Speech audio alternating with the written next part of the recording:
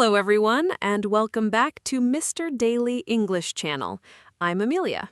And I'm Michael. Today we are exploring something fundamental to English communication. How to talk about yourself. How to introduce yourself effectively. And here is what most people do not realize. There's a significant difference between a good introduction and a bad one. Before we start, please subscribe to Mr. Daily English Channel. And if this helps you introduce yourself confidently, give us a like. Now, Amelia, why is knowing how to introduce yourself so important? Because first impressions matter enormously, whether you are at a business meeting, at a social gathering, or meeting someone online. Your introduction shapes how people perceive you. Exactly. Your introduction is your opening statement. It sets the tone for the entire relationship. So what makes a good introduction? A good introduction has several key elements. What are they? 1. It is clear and concise. 2. It is genuine and authentic. 3. It includes relevant information. 4. It invites further conversation. So it's not just your name and job. No, it's much more than that. It's a window into who you are. Let me ask you, what do you include when you introduce yourself? I usually start with my name, then my profession or what I do, then something personal about my interests. Can you give me an example? Sure. Hi, I'm Amelia. I'm an English teacher and podcast host. I love traveling and learning about different cultures. That's a strong introduction. Why do you think so? Because it gives me information about what you do, but it also gives me insight into who you are as a person. Exactly. The personal detail at the end is crucial. Why? Because it humanizes you. It makes you memorable. It gives people something to ask you about. So the introduction should be crafted to invite questions. Yes, a good introduction opens the door for conversation, not closes it. Now, let's talk about the structure of an introduction. What is the basic structure? The basic structure is usually 4 parts: name, profession or role, interests, and a closing statement that invites conversation. Can you break that down? Yes, part 1 is the greeting and name. Hi, I'm Amelia. Part 2 is your profession. I'm an English teacher. Part 3 is a personal detail. I love traveling. Part 4 is something that invites conversation. What about you? So the structure is name, job, interest, question. In a simplified form, yes, but it can be adapted based on context. What do you mean by context? Different situations require different levels of formality, different amounts of detail. Can you give examples? Sure, a business introduction would be more formal. A social introduction would be more casual. What would a business introduction sound like?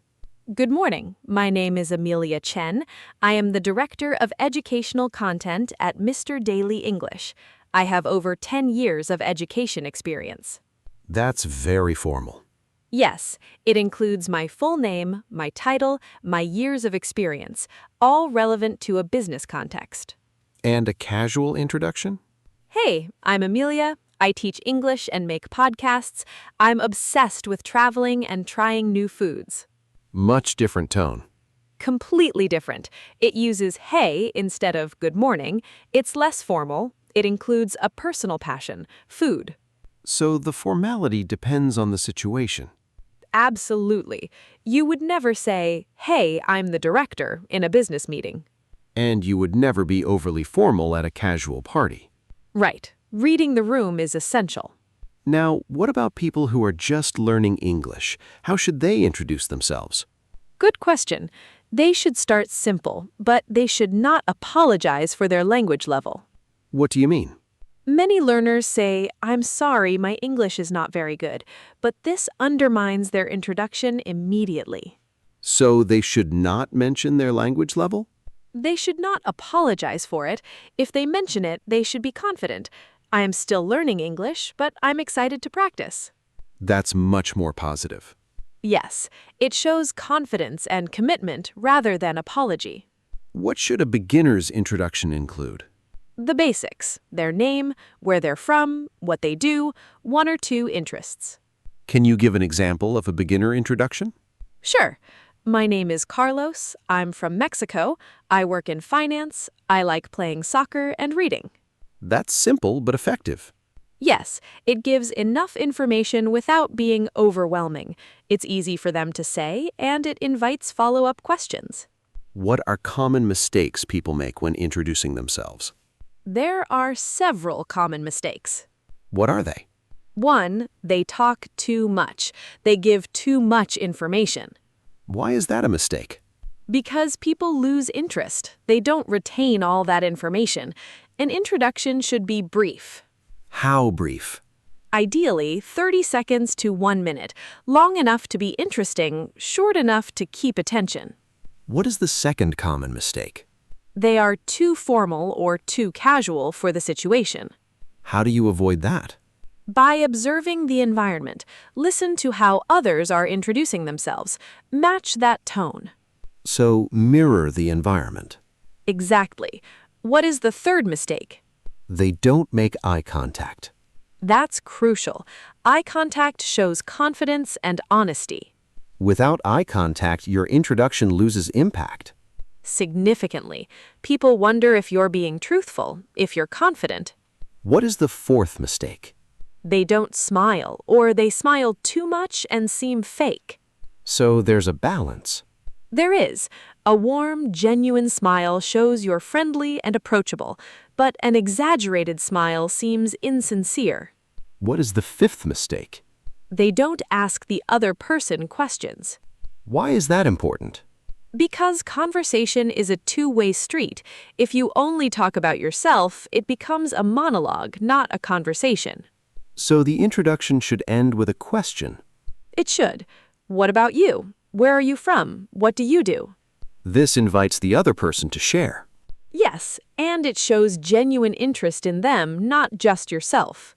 What is the sixth mistake? Mentioning topics that are controversial or inappropriate. Like what? Religion, politics, sensitive personal issues. These should not be part of an introduction. They're too personal for a first meeting. Exactly. Save those conversations for later after you've built rapport. Now, let's talk about specific scenarios: business introductions, social introductions, online introductions. Let's start with business. How is a business introduction different? A business introduction is more structured. It usually includes your full name, your title, your company, and a brief mention of your role or expertise. Can you give an example? Good morning. My name is Amelia Chen. I am the Educational Director at Mr. Daily English. I specialize in developing content for English language learners worldwide. That establishes credibility. Yes, it tells people what you do and why that matters. What should you avoid in a business introduction? Avoid being too casual. Avoid making jokes if you do not know the person. Avoid talking about money or salary. Avoid oversharing personal information? Absolutely. Keep it professional. Now let's talk about social introductions. How are these different? Social introductions are much more casual and personal. You can share interests, you can show personality. Can you give an example? Hey, I'm Amelia. I just moved here from California. I'm really into hiking and trying local restaurants. What about you? This is much warmer. Yes, it shows personality. It invites connection. What makes a good social introduction? It is authentic, it is friendly, it shows genuine interest, and it gives people something to ask about. What should you avoid in social introductions? Avoid being too serious. Avoid bragging about your accomplishments. Avoid complaining about life. Avoid negativity? Completely. People want to meet someone positive and interesting, not someone who will bring them down. Now let's talk about online introductions. How are these different? Online introductions happen in different contexts: email, social media, professional networks like LinkedIn. How should an email introduction differ? Email introductions are more formal and written. You have more space to provide context, but you should still be concise. Can you give an example? Hello, my name is Amelia Chen. I'm reaching out because I admire your work in English language education. I'm the Educational Director at Mr. Daly English, and I would love to discuss potential collaboration opportunities. That is professional and clear. Yes, it states who you are, it states why you are contacting them, it invites further conversation. What about social media introductions? Social media introductions are usually in your bio or profile.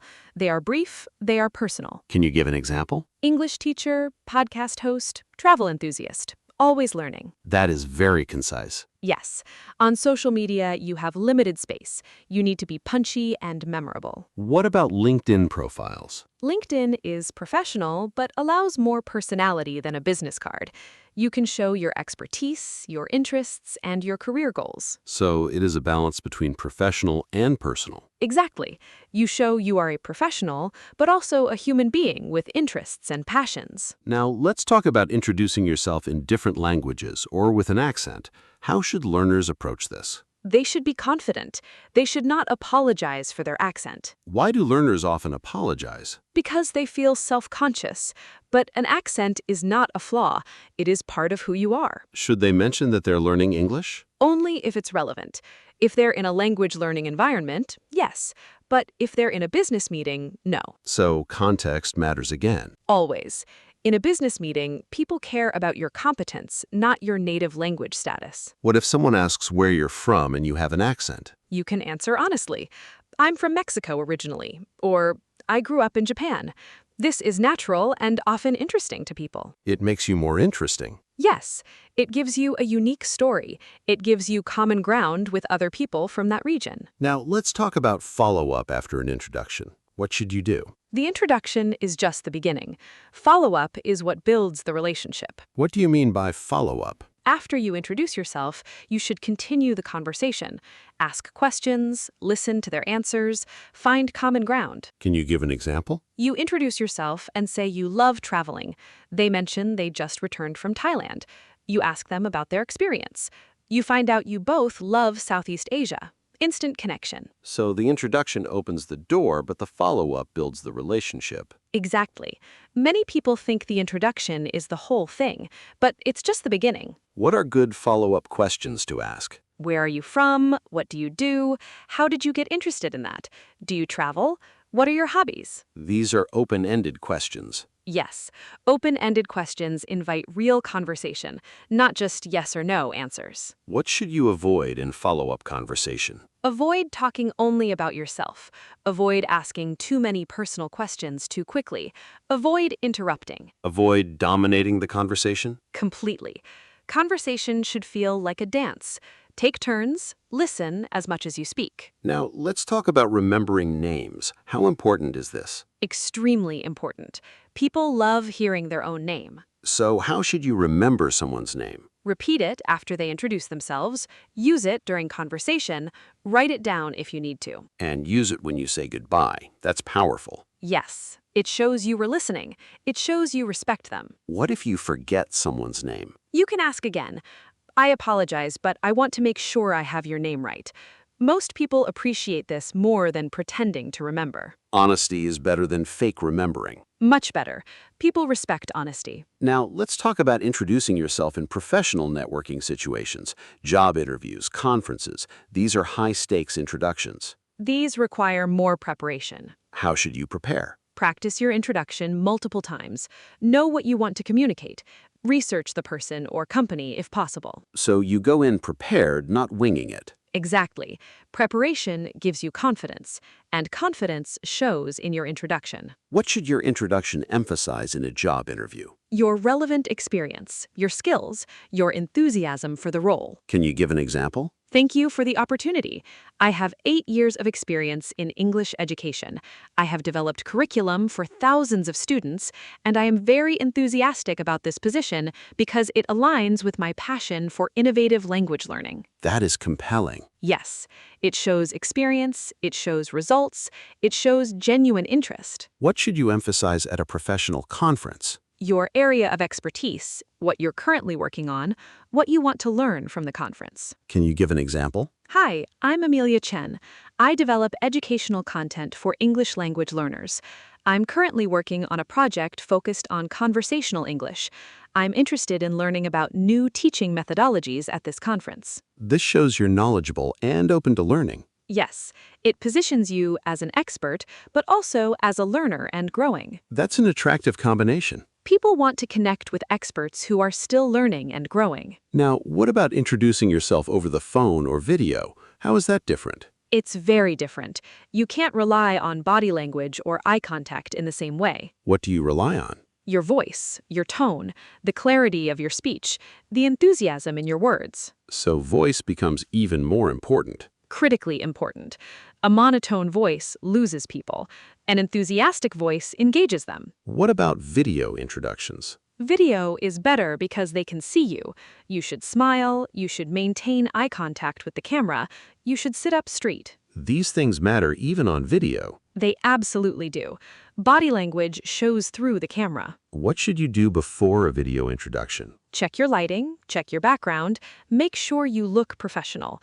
Test your audio. So technical preparation is part of the introduction. Yes, a bad connection or bad lighting undermines your introduction. Now, let's talk about cultural differences in introductions. Different cultures have different norms. This is very important for international communication. What are some examples? In some cultures, you bow. In others, you shake hands. In some cultures, you exchange business cards immediately. In others, you wait. So you need to be aware of cultural norms. Absolutely. Research the culture if you are unsure. Ask questions respectfully. Show respect for their customs. What is the universal principle across all cultures? Respect, genuineness, interest in the other person, these transcend culture. So if you show genuine respect and interest, you will be appropriate in any culture. Mostly, yes. Of course, learning the specific customs is even better. Now, before we finish, what is the most important thing to remember about introducing yourself? That it is not about impressing people. It is about connecting with them. Connecting, not impressing. Yes. When you focus on genuine connection, people respond positively. When you focus on impressing them, they sense the inauthenticity. So authenticity is key. It is everything.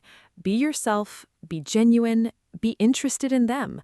That is the winning formula. Well, Amelia, this has been incredibly comprehensive. I hope people now understand that introducing yourself is both an art and a skill. It is learnable. It is improvable. With practice and intention, anyone can become excellent at introducing themselves. In our next episode, we're exploring follow-up conversations, what to do after the introduction. And how to build genuine relationships from those initial conversations. So subscribe and turn on notifications so you do not miss it. The link to our episode about making conversation is in the description. That video has helped thousands of learners engage in meaningful conversations. Definitely check it out if you want to go beyond the introduction. Thank you so much for being here with us today. We truly appreciate your commitment to improving your English communication skills. See you in the next episode of Mr. Daily English Podcast. Goodbye for now, and remember, when you introduce yourself, be genuine, be confident, and be interested in others.